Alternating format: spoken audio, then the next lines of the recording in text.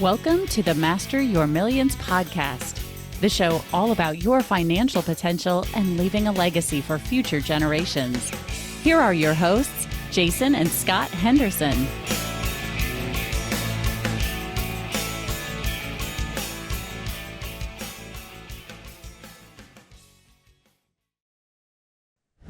Welcome back, everyone. I am your host, Scott Henderson, and my co-host is Dr. J. We are very excited to have this guest coming on today. Jason, who do we have coming on?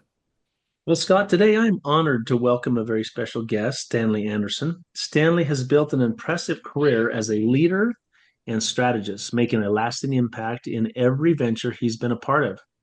Recently, he took an exciting step into entrepreneurship by acquiring Costa Pickleball, by combining his business expertise with one of the fastest growing sports in the world. Beyond his professional success, Stanley is passionate about leadership, growth, and creating new opportunities. I'm excited to dive into his journey, what led him to this new chapter, and the lessons he's learned and his visions for the future. Stanley, welcome to the show. Thank you. I appreciate you having me. Great to be here.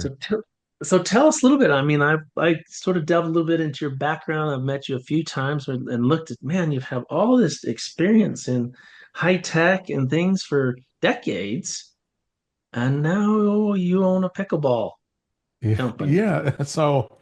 I spent a lot of my career in the tech world. And, we can go all the way back to the beginning. I grew up in the inner city. We didn't have much.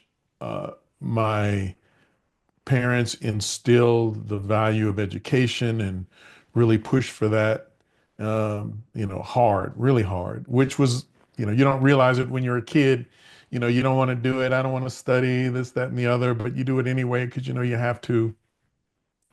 Anyway, it obviously paid off. It got me into MIT. So I went to MIT and have an interesting, crazy degree. I have a joint major in electrical engineering and writing and literature. Uh, so I tell Wow, people, never heard of that before. I tell people, yes, I can read, write, and count. Uh, so that under normal circumstances, that would have led me into engineering as a career. I did it for a very short while, but I realized quickly I was more interested in the decisions people were making about the products they were buying, what they were buying, why they were choosing those things, why they decided to spend this money on product X versus another company, et cetera. So that led me to start thinking about business school, and then I went off to get an MBA. So I did that and continued my career in technology for several decades, primarily on the partners, channels, and alliances side, essentially building businesses for companies, growing. And I can get in all kinds of stories. I'll give you a couple of examples. I grew a business from zero to $500 million over 6 years. Literally came in, had to build everything from the ground up in terms of what it was going to take to launch a new product into the market, and it ended up being very successful, and have repeated variations of that in different companies on hardware, software, services, et cetera. However, as I'm sure many of your listeners are aware, the world is a volatile place. Technology companies don't care for the most part how well things are going for you as an individual or not.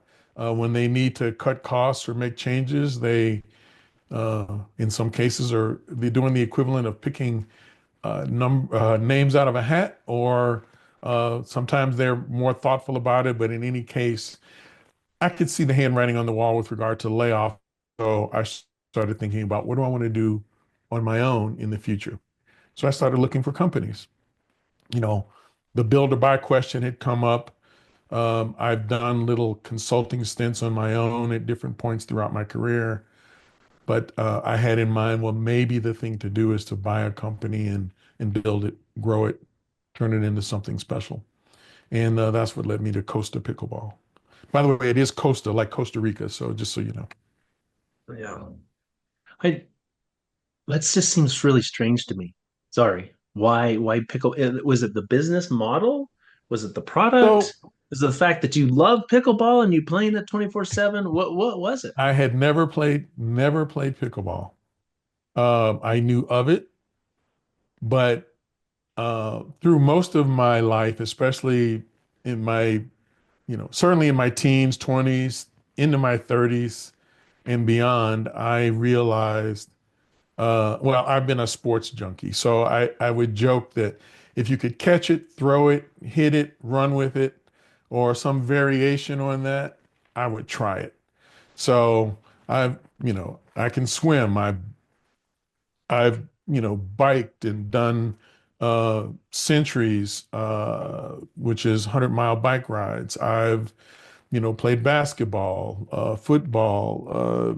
I mean, not professionally for any of these, of course, but you get the idea. It's like, oh, how does that work? Let me see if I can play it. That looks like fun. So when it came to pickleball, it caught my eye because it was something different. It was like, oh, I haven't played that before, and what's that all about? And so then I started doing research on the business, and as it turns out, this particular company it checked all the boxes in terms of what fit for me financially, what I could afford to purchase. We spent a bunch of time negotiating the ultimate price, but uh, the numbers worked, and then as I looked at the marketplace, that worked as well. It's, as you mentioned in the beginning, it's one of the fastest growing. It is the fastest growing sport in the country. There are, I think, as of 2023, there are 13.6 million players, and it's growing at a over 15% compound annual growth rate. There's $1.9 billion in pickleball sales, various sales, not just paddles, but the overall market in 2023. And that's expected to be 7.9 billion by 2033. So it seemed like a good train to be on. And I looked at the opportunity and said, if I can do it even reasonably well, I'll be successful. If I do it terribly, the worst, absolute worst that can happen is I'll get my money back from what I've invested in the business. So that was the rationale. So tell me, it had a pre-existing product. It's a paddle, right? That's primarily what you have is a specialized graphite. What? Tell us a little bit about the paddle. Yeah, What's sure. Happy to do that. So when I bought the business, there was essentially two product lines, but it was priced monolithically. Mean they were all the same price. They're all polypropylene honeycomb core paddles with a carbon surface, and then which is pretty standard in the industry. So that's not unusual. What makes them different? Well, one of the things that makes them different is how they look. They're visually very different. Most paddles in the market are just dark, uh, like graphite or carbon. And one of the things that spoke to me was the fact that these were very colorful and they represent different elements. So, for example, in the Identity Pro series, uh, they represent forest and desert and water. Uh, the little Monster Series paddle, which are very whimsical and very playful looking. In fact, if you didn't know better, you'd think they were for kids, and they're not.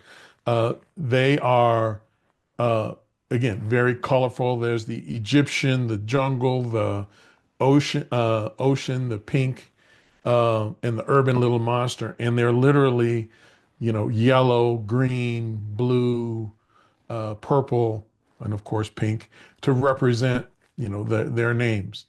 And they also have those models all have a Teflon surface. which isn't obvious or visible, but not only does it increase the life of the paddle, but it adds a unique feel to the paddle in terms of control and spin. So everyone who uses them thinks they're great, and they're always surprised at how well they perform, especially given the price point. So So, that's where we started. okay. Since then, I've taken those paddles, I've bifurcated them, and because they are unique, they in their own rights. The Little Monster series is a lighter paddle. And in fact, I have a senior pro who uses that paddle. He uses the pink Little Monster, as it turns out, on the PPA tour, the professional tour for pickleball players, or one of the tours. And he's always getting stopped, and people are asking questions about it, and that sort of thing. So there's the Identity Pro series. Again, I moved up market a little bit just to differentiate it. And since then, I've introduced a third line called the Infinity Strike series, which is much more of a traditional professional looking paddle. It's a carbon face, no Teflon finish. Uh, and that paddle is really designed for the more advanced player who's interested in control versus power. Tell us what maybe two, three tough lessons you've learned so far in being an entrepreneur. Oh boy, I could probably go all day about that. But the first lesson is no matter how much you think you know, there's another 100 things you don't know. And I can get into some of the specifics. The details are, there's a tremendous number of details that you have to pay attention to. Running a business, let me contrast it a little bit. Being in corporate America, you have a lot of infrastructure to support how you do business. So you can focus on a very narrow objective, growing your market segment, creating that new product or whatever that might be. You don't have to worry about the financial pieces. You don't have to worry about whether you're going to get paid or not because you'll get a paycheck every however so often, 2 weeks, et cetera, that you're expected. As an entrepreneur, you're responsible for everything. You are responsible for understanding the finances of your business. You're responsible for doing your own recruitment of the resources you need to run the business. I have to do all the work working with the manufacturers on the paddle design. Now, I'm a solopreneur. I have other resources that I have brought into my fold, but I don't. I'm not. They're not employees. I'm hiring them as resources to help augment what I do. So all of those things require time and energy and focus. And to give you an example of one of the things I'm working on a couple of new paddles. A children's paddle. I want to do a quiet paddle. And the latest technology is in the what would you call a generation 4 paddle, which are foam paddles. So I'm just beginning to do some investigation into what that looks like. There aren't that many on the market today, but I'm trying to see if that makes sense for us as a company, how that would fit in, how they would be priced, all of that. So that's, again, just one small segment. I have a marketing plan that I'm working on, which includes all of the end-to-end elements from top of funnel, mid funnel, bottom of funnel. I'm responsible for determining how that works and working with various outside organizations to help bring that to life as well. That's what drives people to the website, which is the primary mechanism for me to sell product today, to make purchases. So what you're saying is you got to do it all when you're a Got to do it solopreneur. all. You have to And be that smart enough to know what you don't know, and then get people to support that effort as well. If I pretend to think I know something that I don't, then I would be setting myself up for major disaster. And that's something you didn't quite expect going into this? Well, it becomes a situation where you don't know what you don't know. So, of course, having built businesses inside corporations, I understood that all these pieces needed to be in place. There's a difference between going to a group and saying, hey, I need you to um, put together a contract to me so that I can have a relationship with this other company. And then on the other hand, in this case, as an entrepreneur, having to write the contract, find the attorneys, get it reviewed, make sure that it meets, my needs, understanding what those pitfalls are, and then getting that in front of whoever it needs to be in front of. That there's, in some ways it seems like subtle differences, but I do all the heavy lifting now, whereas before I could offload, delegate some of that to someone else, uh, and expect and know, in fact, that what I get back would be exactly what I needed. I love it. One of the things, in fact, our outro, you'll hear Scott say it, is that mastering your millions all starts in your mind and with your team. Make sure they're the best, right? So, I mean, you're approaching that whole thing that right now you are the team. Yeah, you can start to see, I'm going to need this type of person, this type of person. What do you think, or what do you anticipate might be some challenges in finding the right kind of team member? Uh, I think there needs to be a thoughtful approach. You know, one of the first steps, I think, for anyone in entrepreneurship is to really understand what your strengths are.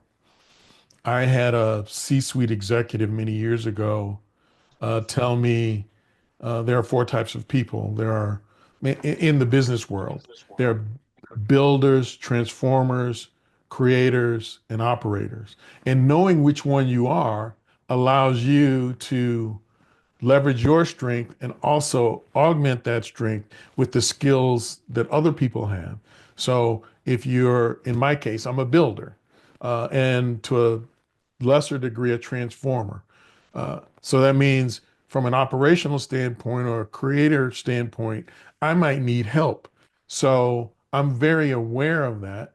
And so I'm constantly looking at, well, who can help me from an operational standpoint? Who can help me put these things in place? So I can give you a specific example of what I've done.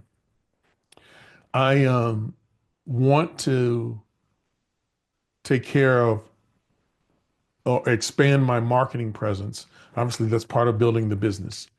And I've been proactively learning all I can about what that means, and which is what led me, as we spoke about before this conversation, me heading to Florida for a 3-day workshop on top, mid, bottom of funnel marketing execution.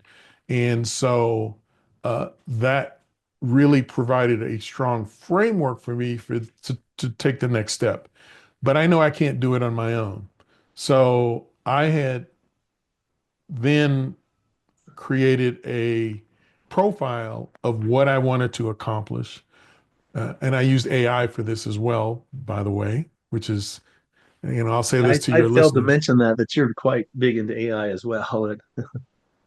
If people aren't using AI to this year in 2025, if you're not using AI, you will be left behind. You need to understand it and leverage it. It's changing fast, but you have to get on that train. So I leveraged AI to help create uh, the criteria for hiring someone uh, to perform the tasks that were necessary to do the marketing. So are you I saying then the used job description and job description. okay, you had AI help you write a job description so you could find the right person? Kind of Exactly. And following then what Aaron Young teaches. I mean, you got to have the right job description to make sure you have a correct hire. absolutely. Unshackled, right? Okay. Next step, I went on Upwork and I looked at a number of profiles and I asked AI to compare their profiles to the position description that had been written that I agreed would work and give me insight into who would be the better candidate for that particular responsibility and where the gaps were and where I needed to make sure those gaps got filled in. So once that was done, I was able to identify a candidate, interview them, hire them, and get them started on that process. So great use of the tool, great way for me to offload what I do, what I don't do as well, and have them help me reach my ultimate objective. So what are your three top ways that you're utilizing AI outside of figuring out how to hire someone? So I'm using it to do market analysis, trying to understand uh, how to grow the business, where I should target. Marketing, by the way, is key for me. It is the principal way. Um, if you break down what that means, it's the principal way to understand how to differentiate I how Costa Pickleball is different from other technologies in the marketplace. So to give you one specific example, I can do um, what you might call an enemy framework analysis. So I can say, take a look at these three competitors' websites and outline for me what their business model is, who their target audience is, and compare that to what my target audience is, and then tell me where should I focus. So that's just one example. Now, I already had some ideas about what I wanted to do, and I can tell you how Costa is different from the other players in the market, and it won't be a surprise given the conversation we've already had. But that's one piece. Then what I've done is I wanted to define who is my ideal customer, or what we would call our ideal customer avatar. What, define them at the nth degree. What do they look like? What's their day like? How old are they? How much money do they make? What do they do for fun? What scares them, etc. So I use AI to help craft that message based on where I think and where we've collaborated to come to a conclusion about where the market opportunity might be. So, where does that lead me? Costa Pickleball's target audience is someone who you could call standout Sally or standout Sam.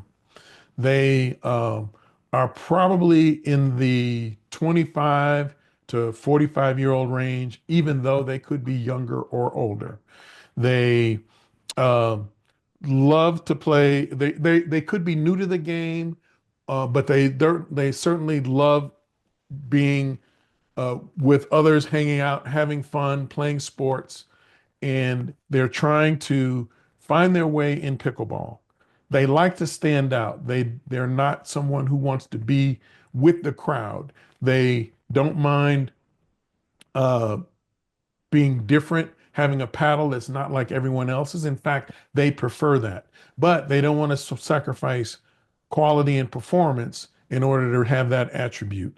And they're also wise enough to understand that they don't have to spend $300 plus to get the same level of capability in a paddle. That's who my target audience is, and those are the ones who I want to go after. And I use AI to help me hone and refine that, and now using AI to help build the marketing campaigns and activities that are going to drive and support that. Okay.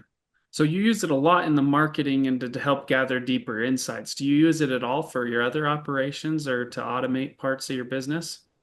So one of the strengths of AI, and this is the early stage that I'm just beginning to get into, is to be able to automate processes. So, for example, uh, if you wanted to, well, let's use this as an example. Let's suppose you want to take today's podcast and you wanted to create a newsletter, a an online post, a uh, uh, a series of video snippets that you put on TikTok, uh, and any host of two or three other things. You could take the combination of the video from this and the audio transcript, and using AI, create all of those pieces automatically within 20 or 30 minutes if you have all the pieces set up. I haven't gotten to that stage. I've watched others do it, but I'm not at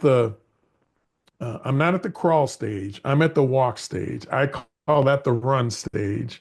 So I'm in the middle, but that's my objective. Over time, I will definitely get to the place where that type of execution will be fully streamlined and managed by AI. And it will happen sooner rather than later. I would guess within 6 months or less. That's really kind of cool to me to sit and think how much. I was thinking just this morning, how long ago it was. People, you'd ask something, someone would say, "Did you Google it?" And that was still something that they were doing, right? Well, did you Google it? And now that's no longer the case. Did you ask AI? Did you put it to AI, right? Could you get AI to help you with that task versus Googling? It's Yeah, fascinating. I mean, my daughter, my youngest daughter, my 15-year-old, she goes around and she'll do stuff with AI all the time. So is my 18-year-old. Has it on her phone. one of the things that people haven't quite wrapped their head around is, and in fact, this was reinforced in a conversation I was having, I think it was yesterday. We think of AI as a tool, and it's not. AI is an intelligence. We have to learn how to leverage it. When I first started playing around with a chat GPT, which is the most well-known, I thought of it as maybe a smarter Google. And I was wrong. I totally uh, misused, underutilized it as a resource. What you should think of AI as a trusted advisor. And the more you train it, the more you teach it, the more information you share with it about who you are, what your strengths and weaknesses are, how you communicate, what you need in terms of it to respond back to you, then the better it will be able to provide insights and advice and guidance based on the questions you need. I have all kinds of things that I've tried to explore and understand better. And some of them are simple questions that one could arguably put in Google, but sometimes they're significantly more in depth. And if they require any type of research or any type of analysis, then AI is going to do a tremendous job. And AI can do Google, for example, ChatGPT can do search now. But when it does search, it gives you an annotated list of where it got all of the information and provides conclusions based on the information you're looking for. If you were saying, "Oh, I'm interested in buying I'll make something up, a new SUV, and it needs to be over 6,000 pounds so that I can write it off with the IRS for business purposes. But it also has to come in orange and it has to be available in my local geography. What three options should I look at to pick out that vehicle?" And it's gonna, and if you said, "Ask me more questions so that I can help you do a better job of meeting my objective," and it may say, "Okay, great. Here's the next question I'll ask." It might say, "Well, what zip code are you in?" It might ask you, uh, uh, "Do you care if it's uh, 2 rows versus 3 rows, etc." But then it will come back and give you Here's the options that you should consider. It might ask you what your price point is, et cetera. So these are things that we would have spent an hour, 2 hours, a day, a week, whatever, doing research on. And AI can help solve that problem in 5 minutes, 10 minutes. And then you can move on to the next thing. Fascinating. Yeah, I don't know how much do you spend a lot of time with AI, Scott? Yeah, I Do I do. spend, I'm sorry, I misunderstood. I was asking my son how much he spends time with AI. I mean, you doing quite a bit with your business? Mm, right now, we're currently automating all the financial reports and CRM tracking and um, like welcome emails or thank you emails to get people leave reviews and different things without me needing to do anything. So we'll see. We still got a long ways to go, but it's kind of a first start. Yeah, one of the things AI could do, for example, is um, it could analyze responses that come back to you and categorize them in different categories for you so that you know how to address whatever their questions, concerns, or needs are. There may be some people who are saying, "Oh, this is fantastic, and I love what you're offering and what you've done for me, and I look forward to continuing to work with you." That's a signal to make sure you follow up and stay really connected. You may have a message that comes back will say, "Well, I'm really disappointed that things didn't work out the way I had anticipated." Well, of course, that's a different signal. Hey, how can we help do this better? What did we do wrong? But it gives you an opportunity to do a full closed loop in a very concise way that you wouldn't be able to do as easily. And it doesn't matter whether you're a small business or a big business, that capability is right there. And most people don't even consider how they could take advantage of it. So there's a lot of wins to be had in this space. Yeah, I use it all the time to analyze deals. I'll upload PDFs, and some of these PDFs and emails I get are 100+ pages, and it'll kick out for me all the pertinent information. And I've just trained it. And you copy paste it, throw in an email, throw it out to the exact investor who I needed to go through. So it's allowed me to be able to analyze a deal in seconds versus something that would take me all day, if not a week. So Outstanding. it's crazy on how if you can figure out how to use it well, it makes you so proficient. I mean, there's times I'll do a month's worth of work in a few hours. So it's cool to hear that you're doing it. I Yeah, it's in the real world, I think everyone will have their own uh, business case, I'll call it, for where it can add the most value quickly. But over time, uh, AI will be in everything, which is why I continuously encourage people to learn as much as you can. You can't break it, and you can get on Chat GPT for free. So play with it till it tells you, "I'm sorry, you've run out of your allocation for the day," or whatever it is. Just play with it and do things and stretch as much as you can. And it helps to get some guidance. But if you don't do that, again, you will be left behind. And in a year, uh, it may be hard, much, much, much harder to catch up. And it does financial analysis as well. So, I, you can give I it I was gonna say I plug in my P&Ls on the quarter. I'm like, tell me what's going on and where we need to adjust. exactly. And So instead of having to hire a finance person to spend hours looking at that, you can do that and it'll give you lots of insights that you would not necessarily otherwise see. Then you can ask it what questions you need to ask in order to go to the next level or to change things or to turn things around. So it's an invaluable tool, absolutely critical, I think, as we continue forward. Whether you're an entrepreneur with a team of people, whether you're a solopreneur, whether you work in a corporation and you're trying to do your individual job better, I think it's going to become more and more critical that that skill gets honed to as high a degree as possible. I'd agree. If you felt like someone that's just first starting, where would you say to start with AI? Um, I think the first thing, well, there's two parts to this, and I mentioned one already.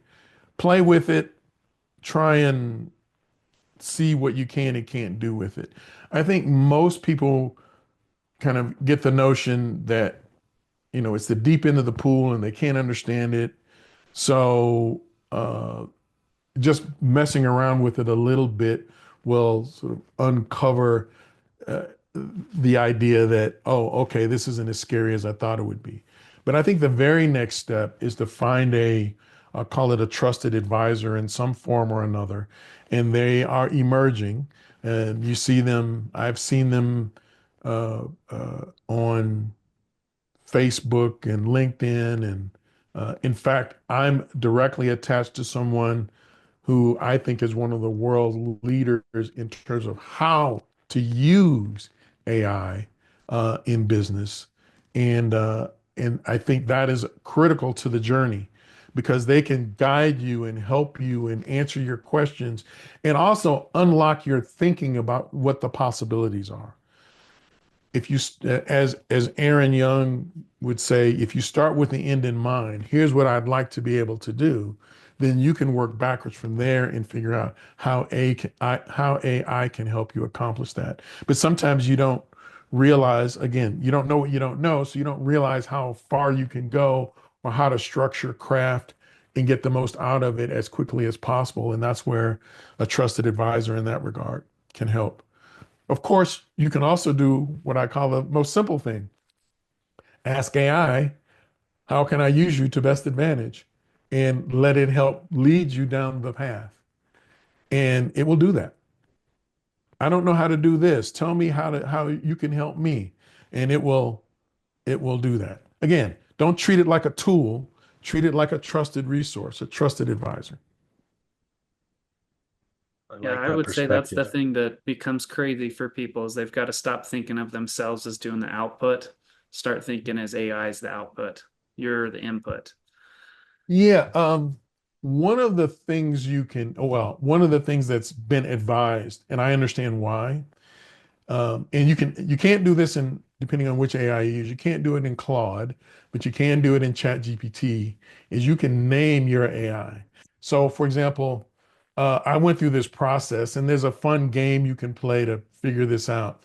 But I wanted uh, a gender female AI with a gender neutral name that I could interact with, and I gave it all these attributes and qualities. So uh, my AI is named Morgan Fire Quinn, and Morgan's responsibility is to be concise, to provide me information in a way that is digestible by the way I like to operate. And I've shared sort of how I think and work. And I've also told it that I need her to help me delegate certain things that I may not be as skilled at, and it understands what my skills are, et cetera.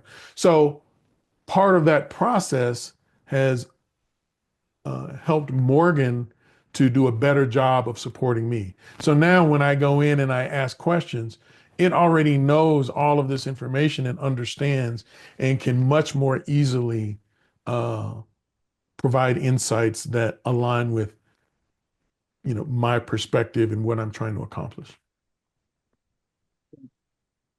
Well, Stanley, we're getting to the end of this. This has been a really good conversation. Do you have any final words of advice or comments?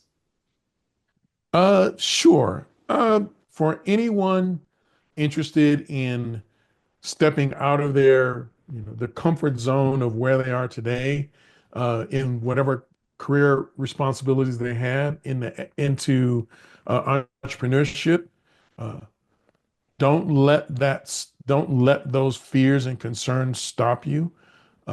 Be willing to make mistakes, be willing to do things wrong, be willing to fail, and you dust yourself off, you pick up, and you just keep moving forward. I think that's number one. That's critical, because if you don't, you'll look back and go, I wish I had, and that doesn't serve you at all as you look toward the future in terms of meeting your own personal goals and objectives. And the second thing, which we've been talking about, is embrace AI. It's coming whether we want it or not, and faster than you think, in ways that you can't imagine. So learn everything you can as soon as you can. You can't break it. So go for it, and let it be the best trusted advisor you could have to get you to where you want to go. Love that. Jason, anything from you? No, this has been fun. I thought we'd talk more about pickleball, but we have talked quite a bit about AI. So thanks. I'm sure we'll have in the show notes, Stanley, a way for people to get it's costapickleball.com, right? COSTA. Yep, To correct. check out your wares and things. And I know this is a product that's going to be up and coming. You're going to see more and more of it. So anyway, back to you, Scott. Yeah, please make sure to check it out. And if you'd like to connect with Jason or I, check the comments down below. We will put our information as always. Last, if you'd help us out, leave us a 5-star review if you like the episode. It really helps us out with the algorithm. And remember that mastering your millions all starts with your mind and your team. Make sure they are the best. We will catch you next time. Thanks for listening to Master Your Millions with Jason and Scott Henderson. Check the show notes for any links or contact information about today's guest. Make sure to follow the show so you don't miss any future episodes.